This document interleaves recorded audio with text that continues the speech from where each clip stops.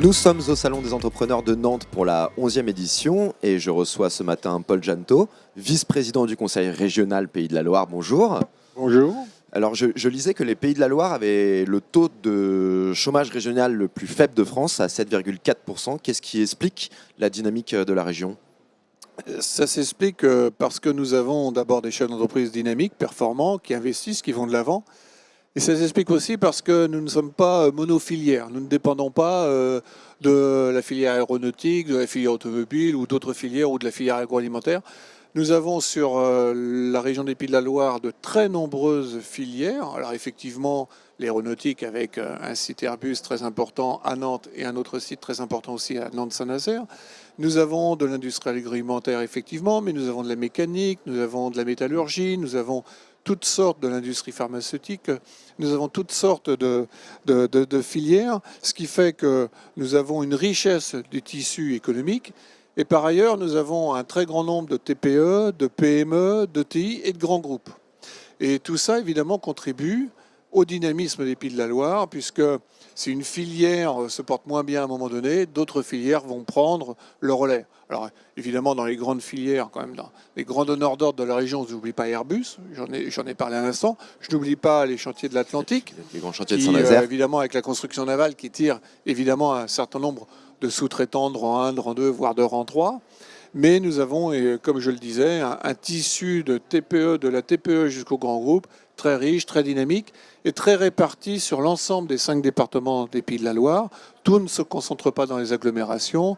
Le milieu rural aussi comporte de nombreuses entreprises. Donc tout ça crée un aménagement du territoire équilibré, des entreprises bien réparties sur l'ensemble du territoire et puis, comme je le disais, qui ne sont pas monofilières. Donc ça contribue évidemment au dynamisme des Pays de la Loire.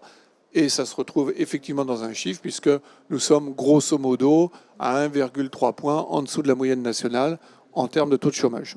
Ce dynamisme passe aussi par l'innovation. Vous avez mis l'innovation au cœur du développement économique de la région. Est-ce que vous pouvez m'expliquer un petit peu de quelle façon, quels sont les différents plans que le Conseil régional a mis en place ?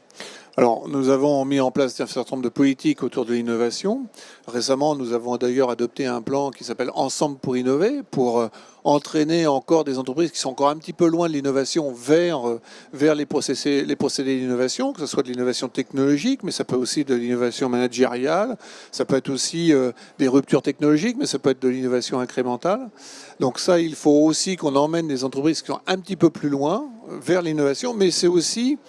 le soutien à l'innovation, ça passe d'ailleurs d'abord par le soutien de la région aux pôles et aux clusters. On a sur la région des Pays de la Loire 9 pôles de compétitivité qui rayonnent sur les Pays de la Loire, donc nous les soutenons.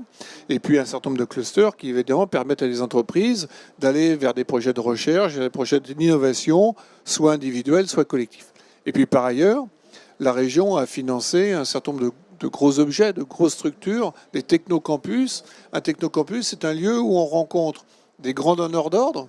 Je pense par exemple à Airbus, je pense à Naval Group, je pense à STX, au chantier de l'Atlantique, si vous préférez, des ETI, des PME, des académiques, des universitaires, des chercheurs, des grandes écoles, qui viennent sur un projet donné chercher ensemble des solutions. Et on sait bien que lorsque on met autour de la même table, autour du même plateau de recherche, des industriels et des académiques, des chercheurs, des enseignants-chercheurs, eh bien on va plus vite, on va plus loin, on va plus rapidement vers la solution technologique qui va s'appliquer beaucoup plus vite dans le processus industriel et qui va donc toucher demain le consommateur. Donc nous avons actuellement 4 technocampus qui sont opérationnels. L'un sur les matériaux composites, l'autre sur l'océan, donc tout ce qui concerne les énergies marines renouvelables par exemple, mais pas que. Et puis un sur la réalité virtuelle, la réalité augmentée à Montoire de Bretagne, à côté de Saint-Nazaire. Et puis le dernier qui a été inauguré il y a quelque temps, c'est un technocampus sur l'alimentation parce que, comme je le disais tout à l'heure, l'industrie agroalimentaire est très présente sur le territoire des Pays de la Loire. Je rappelle que nous sommes une des premières, sinon la première région agricole de France. Et derrière cette région agricole, il y a évidemment une industrie agroalimentaire très performante. Nous sommes avec la région Bretagne les 2 régions les plus performantes en termes d'agroalimentaire.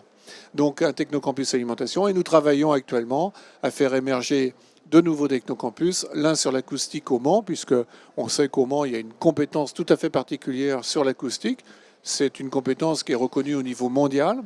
Et puis nous travaillons aussi à faire émerger un technocampus autour de la filière électronique à Angers et un technocampus autour de la robotique aussi à La Roche-sur-Yon, robotique, cobotique, parce qu'il y a déjà là un cluster, une plateforme qui est déjà très performante sur ces problématiques-là de robotique et de cobotique. Une région dynamique, une région innovante. Vous êtes en contact en permanence au quotidien avec les différents entrepreneurs et chefs d'entreprise. Est-ce qu'ils vous font part de certaines problématiques qu'ils rencontrent, peut-être notamment pour embaucher ? Alors c'est la grosse problématique, effectivement, quand on rencontre des chefs d'entreprise, et j'en rencontre toutes les semaines et plusieurs fois par semaine. La difficulté aujourd'hui, c'est de retrouver des salariés, des compétences, de retrouver des talents qui viennent rejoindre leur entreprise. Alors, qu'est-ce que vous mettez en place justement pour faire venir ces talents ? Alors justement, la région n'est pas restée passive parce que c'est vraiment une problématique importante. On a un taux de chômage de 7,3, 7,4%. Relativement bas. Relativement bas, mais ça veut dire aussi qu'il y a encore des personnes qui sont en recherche d'emploi. On n'est pas au plein emploi. Et si dans la région, on a des poches de plein emploi, je pense aux Herbiers, je pense à Cholet, je pense à Segré, je pense à Ancenis, par exemple, où on a des taux de chômage qui sont autour de 5%. On a encore des zones où le taux de chômage est plus important. Et pour autant, quel que soit le taux de chômage, on a des problématiques de recrutement. Donc on a mis en place un plan de bataille pour l'emploi. Ce plan de bataille pour l'emploi, il ne s'agit pas de décliner ce qui se fait déjà. Il y a des gens qui travaillent là-dessus, pour l'emploi, les missions locales, un certain nombre d'acteurs, l'État, les services de l'État. Nous, ce qu'on a voulu, c'est permettre et donner des moyens aux chefs d'entreprise d'avoir des solutions innovantes pour retrouver des compétences. Donc c'est faire un petit peu le pas de côté pour faire ce qu'on n'a pas fait jusqu'à présent. Donc ce sont des mesures et des actions très, très déterminées qui sont innovantes. Et cet après-midi même, je vais animer une réunion autour du secrétaire général de la préfecture de Maine-et-Loire pour justement avoir une phase test, parce que avant de déployer ça sur l'ensemble du Maine-et-Loire, avoir une phase test avec une quinzaine d'entreprises et leur donner un interlocuteur unique pour leur problématique d'emploi et non pas avoir 10 interlocuteurs entre le développeur économique, la chambre de commerce de la région, pour l'emploi, la mission locale, etc. Un interlocuteur unique qui s'occupe de leur problématique et regarder avec eux quels sont les freins à l'emploi localement, sur leur territoire, pas sur la région, sur leur territoire, dans leur bassin de vie. Est-ce que c'est problème de mobilité? Est-ce que c'est problème de garde d'enfants? Parce que c'est une entreprise dans l'agroalimentaire et les horaires de travail sont décalés et donc les hommes ou les femmes qui viennent travailler là ont des problèmes de garde d'enfants. Est-ce que c'est d'autres problématiques? Donc résoudre ces problématiques-là au plus proche des territoires, au plus proche du terrain, avec les chefs d'entreprise et trouver des solutions. Donc ce plan de bataille pour l'emploi, il commence à se décliner concrètement sur le terrain. Il y a toujours une petite phase de latence entre le moment où on vote un plan de bataille et puis un plan et on le met en exécution. Il commence à se décliner sur le terrain et on pense qu'on peut apporter des solutions qui n'existent pas aux chefs d'entreprise en étant très proches de leurs problématiques, mais micro-territoire par micro-territoire. Très bien, c'est entendu. Paul Janto, merci beaucoup. Je rappelle, vice-président du Conseil régional Pays de la Loire. C'est moi qui vous remercie.